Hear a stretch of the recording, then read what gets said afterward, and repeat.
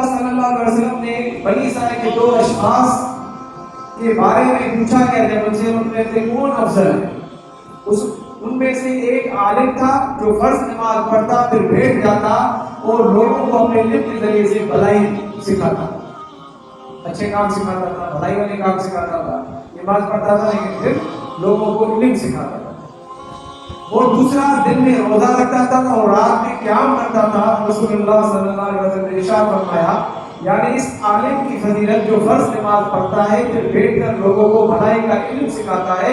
اس عابد پر جو دن میں روزہ رکھتا ہے اور رات میں قیام کرتا ہے، ایسے ہی ہے جیسے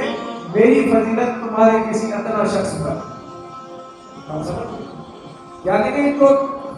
24 گھنٹے عبادت کر رہا ہے، رات کو بھی عبادت کر رہا ہے، دن کو بھی عبادت کر رہا ہے، آپ نے کہا اس سے زیادہ فضیلت والا وہ شخص ہے جو نماز پڑھ کے میرے پیغام کو آگے پہنچا، تبلیغ کے کام کو آگے پہنچا۔ یقین